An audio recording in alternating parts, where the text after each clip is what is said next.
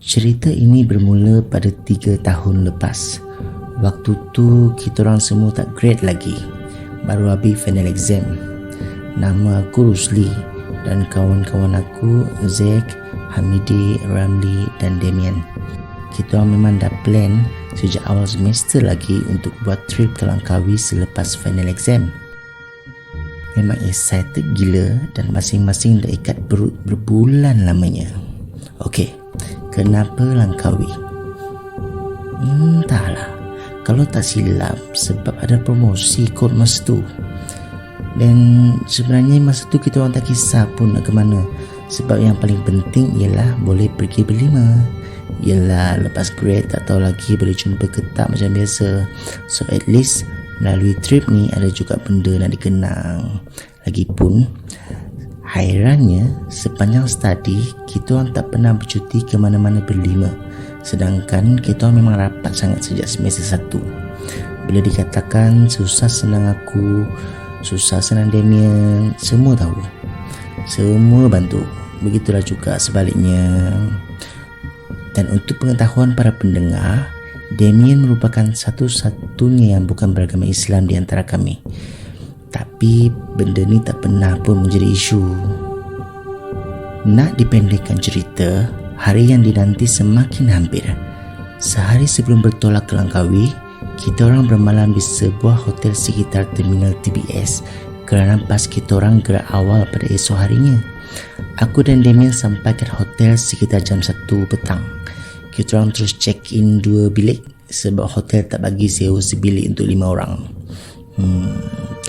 Suka hati lah kan. Zack, Ramli dan Hamidi sampai agak lewat. Jenuh juga aku dengan Damian menunggu. Call tak berangkat, WhatsApp tak reply. And then finally dalam pukul 5 petang baru diorang call balik.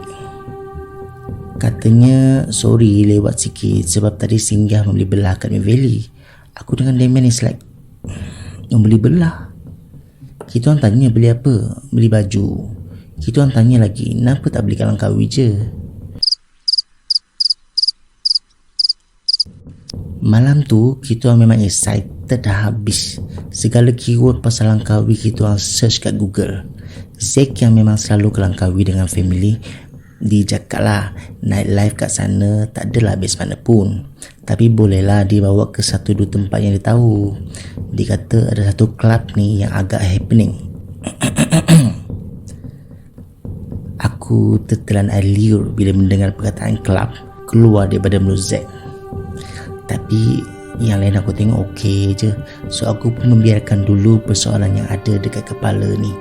Tak sangka pula Zack boleh bawa kita orang ke tempat macam tu. Aku tahu Damian, Ramli memang selalu ke kelab masa study. Tapi Zack, malas nak tanya, malas nak ambil tahu. Yang penting plan esok jalan. Akhirnya yang lain semua setuju dengan plan Zack. Aku actually tak setuju pun, tapi dalam masa yang sama aku sedikit pun tak membantah. Awal pagi keesokan harinya, dengan hanya berbekalkan roti dan sekotak Milo, kami bertolak ke TBS. Dari hotel ke TBS tak lama pun. Kita orang naik Grab. Dalam 7 minit macam tu lah. Bas bertolak pukul 7.25 AM dari TBS Kuala Lumpur. Perjalanan agak jauh dan memenatkan. Aku rasa sebab jalan yang tak berapa elok kot. Kita orang dijadualkan tiba di terminal Alor-Setar sekitar jam 2 petang. Okey lah, bukan selalu pun buat trip. Lain pula dengan si Damian. Dia sedang berpidato ala parlimen. Kenapa? Bising kenapa tak nak naik flight je. Macam-macam hujah bernas dia bagi. Kita orang terpaksa lah buat macam-macam jenis ayat tak cukup sifat untuk menepis balik. Dia memang macam tu dari dulu. Tapi actually apa yang dia cakap tu ada betulnya. Aku cakap senang je. Tiket dah beli, bas pun dah naik. Lagi 5 jam nak sampai. Senyap lah aku nak tidur. Cakap macam tu senyap lah dia. Sekejap. Jam menunjukkan jam 1.45 petang. Aku dikejutkan dengan suara Zack mengatakan kita orang dah sampai. Aku apalagi terus selalang si Mini. Ya, memang dah sampai. Semua dah bangun kecuali Damien dan Ramli. Padan muka, dari tadi popet-popet, tahu pun penat.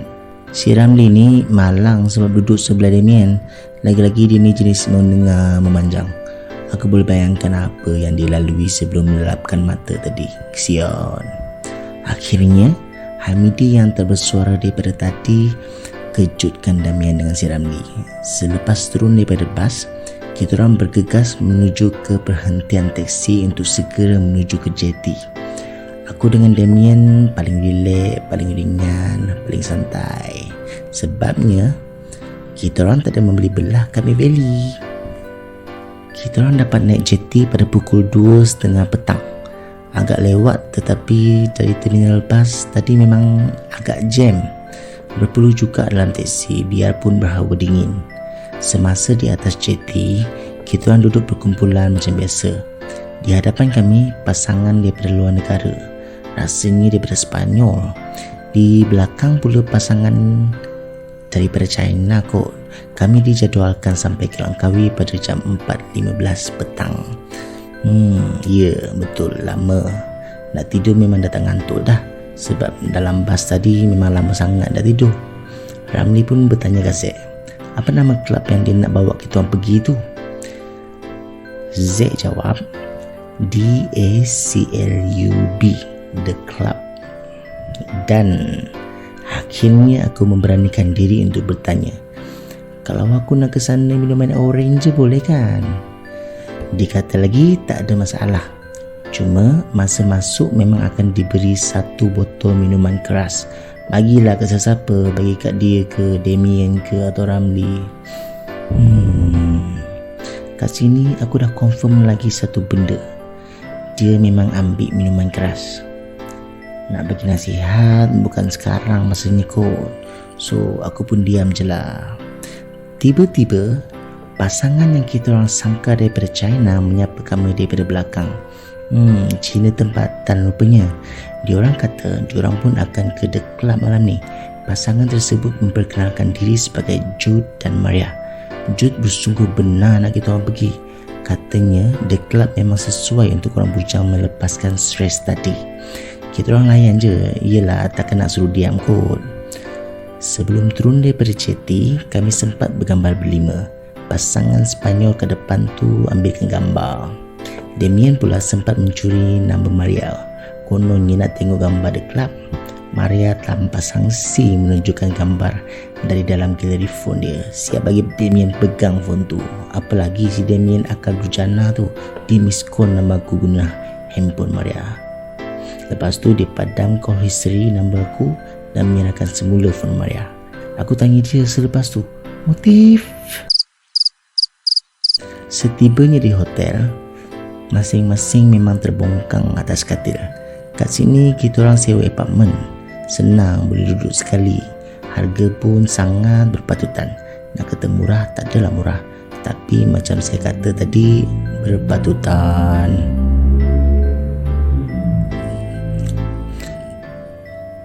Jam 7 petang, masing-masing dah mandi.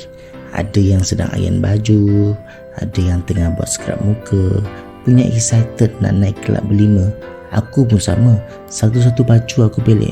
Mana satu nak pakai. Rambut tak bilas 2-3 kali sebab style rambut tak menjadi. Akhirnya tepat jam 8.30 petang, kita orang bergerak ke The Club. Menaiki teksi ke sana agak jauh juga. Aku sangka tempat tu dekat area bandar, tapi sangkaan meleset bila teksi semakin menjauhi bandar. Zack cuma tersenyum yang bermaksud relax lah korang. Teksi itu akhirnya memasuki satu lorong dan baru lega hati aku nampak memang sebuah klub yang agak besar ada di situ. Tempat itu pastinya agak berhampiran dengan pantai sebabnya deru ombak boleh didengar, tapi gelap malam membataskan penglihatan. Teksi pun berhenti. Dah sampai dek, katanya. Aku membayar teman teksi RM16 dan kami mula beredar.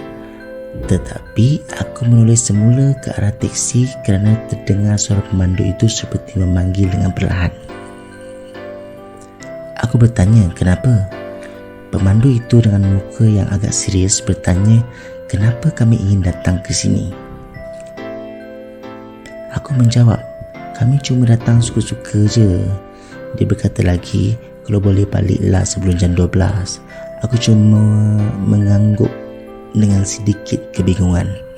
Pemandu itu berkata, dia akan menunggu di hujung jalan sana sambil memberikan sekeping kertas yang tertulis nombor telefon milik beliau.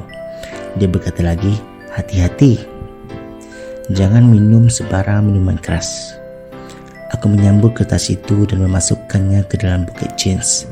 Sambil berlalu, aku berfikir, pakcik tu kenapa ya agak seram di situ.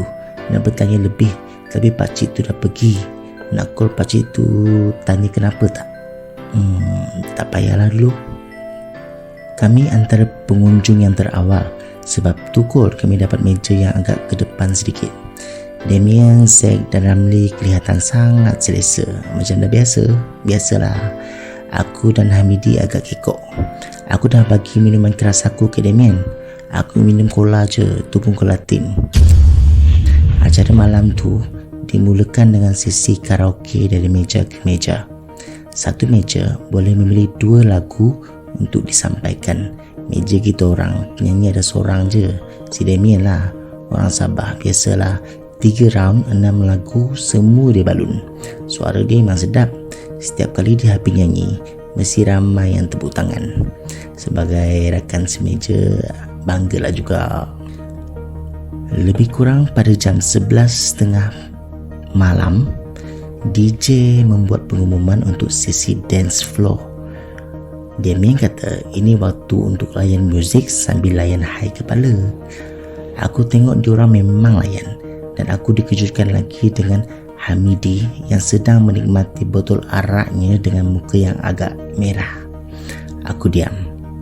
Biarlah untuk malam ni saja. Lepas tu sorang-sorang pujuk aku ajak layan sekali. Kali ni je kononnya. Actually kan, aku ni tak adalah alim sangat, tapi aku memang tak berani. Selepas beberapa ketika, Hamidi menjerit ke telinga aku bagi tahu dia nak ke tandas. Aku cuma mengangguk je.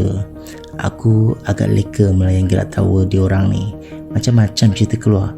Tak kira lah cerita apa, semua keluar jadi versi kelakar. Kita orang gelak memanjang sepanjang malam.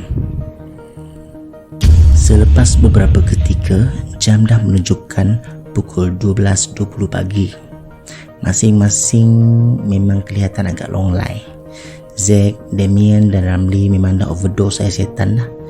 Hamidi pun sama, tapi sekurang-kurangnya Hamidi masih boleh berjalan lurus. Sekali lagi Hamidi memberitahu dia nak ke tandas. Aku pun cakap dengan dia, okey, cepatlah, lepas tu kita nak balik. Ada teksi menunggu kat ujung jalan.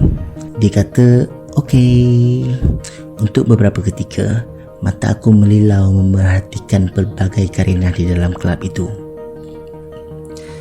Ada yang masih ingin menari tapi dah tak mampu nak berdiri. Ada yang duduk termenung dengan minuman yang masih penuh tak berusik. Tiba-tiba, mataku tertumpu kepada pintu yang separuh terbuka. Terdapat beberapa kelibat kelihatan di situ. 2 daripada mereka sememangnya aku kenali. Aku pasti, sangat pasti, itu adalah Jude dengan Maria. Mereka adalah pasangan Cina tempatan yang kami temui di jeti petang tadi. Ini kalau Damien tahu, hilang mabuk dia ni. Fikirku sambil tersenyum menoleh ke arah Damien yang sudah mendongak dagu dengan mata tertutup. Setelah itu, tumpuanku kembali ke arah pintu setelah terdengar bunyi seperti pergaduhan. Kulihat Jude dan Maria masih ada di situ. Tetapi sekarang mereka disertai oleh sekumpulan lelaki berbaju hitam. Mereka sepertinya sedang mengheret beberapa orang. Sah, memang sedang bergaduh. Pandanganku tertumpu pada orang-orang yang diheret itu. Seorang daripada mereka kelihatan sangat familiar. Pasti pernah aku lihat sebelum ini. Ku amati lagi. Baju dan susuk itu memang sangat aku kenal. Itu adalah Hamidi. Aku Aku menoleh pada kawan-kawan lain untuk berkata sesuatu, tapi mereka kelihatan sudah terlalu mabuk. Aku kembali melihat keluar pintu. Hamidi sudah tiada di situ. Aku berlari keluar dengan 1000 persoalan di dada. Aku ingin mengetahui apa yang sedang berlaku. Betul ke yang aku nampak tadi? Setibanya di luar, sudah tak tersangkan lagi. Kulihat Jud dan beberapa orang lelaki mencampakkan badan Hamidi yang sudah longlai ke dalam sebuah van. Jud dan Maria turut masuk ke dalam van tersebut sambil menoleh ke arahku. Lelaki-lelaki berbaju hitam yang lain pula menaiki sebuah lagi van dan turut berlalu. Aku menjerit nama Hamidi, tetapi van itu terus meluncur laju tanpa sempat pintunya ditutup dengan sempurna. Aku panik. Aku mengejar van itu sedaya upaya, tetapi sekelip mata van itu hilang dari pandangan. Aku berlari semula ke dalam dan bergegas ke tandas dengan harapan Hamidi ada di situ. Satu persatu tandas ku selak, ku ketuk, tiada. Aku kembali ke ruang kelab. Satu persatu meja aku hampiri. Tanganku bergegar mendain nombor Hamidi berulang kali. Dengan sedikit harapan, aku mulai ke arah meja kami. Hamidi tiada di mana-mana.